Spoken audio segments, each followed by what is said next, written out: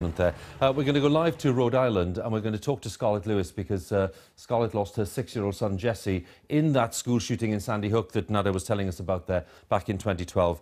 Scarlett, thank you very much for joining us on what must be an exceptionally difficult day for you. Just wondering if you did get the chance to see the President's response, what did you make of it?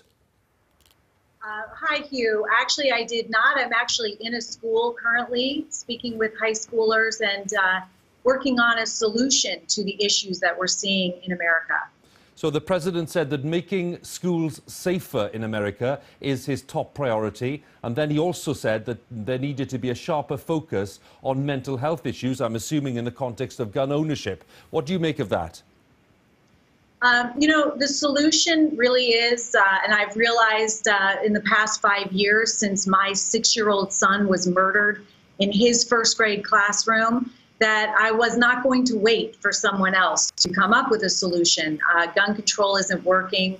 And so I believe the solution is social and emotional learning, and that's teaching kids how to get along, how to have healthy relationships, how to manage their emotions. This is not something that's innate within us, actually. We need to learn these skills and tools. We haven't been teaching them in our schools. It's called social emotional learning. There are decades of research showing that this proactively prevents suffering before it starts. So this is all research-based, and so I started the Jessie Lewis Choose Love movement to be part of the solution. I realized that I couldn't wait, I couldn't sit around and blame, but that I had to be part of the solution. So we offer a free social and emotional learning program. I'm currently in Rhode Island, spreading it. It's now in all 50 states, 45 countries.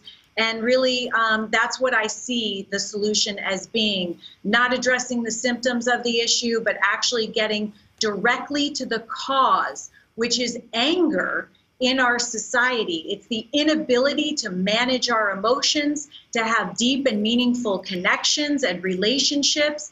These are skills and tools that are easy to teach and easy to learn, and that's what we're focused on here.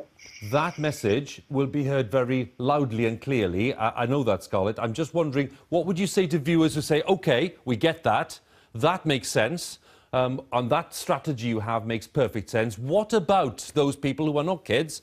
They are adults. They are the ones at the moment who are having trouble handling their emotions. They are the ones who, for whatever reason, have to express their anger in this very violent way. What's the approach there?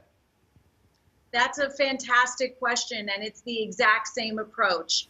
It's being aware of our thoughts that create our reality.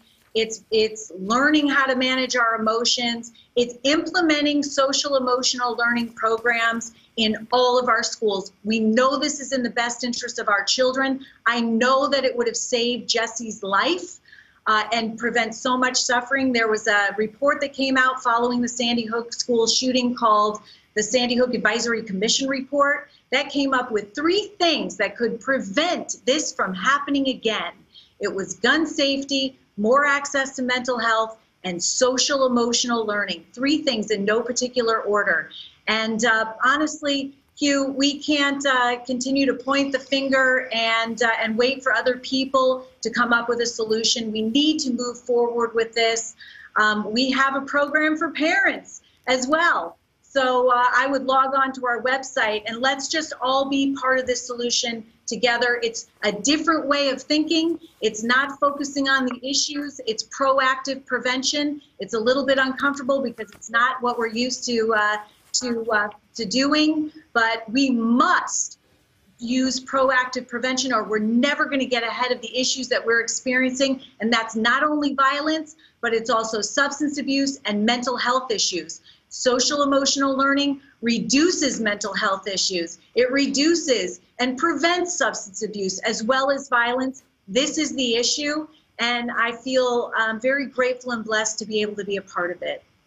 Well, we are very grateful, Scarlett, you for joining us today and for explaining that to us as clearly as you have. Thank you very much. Thank you. Scarlett Lewis there for us talking to us from Rhode Island, and our thanks to her.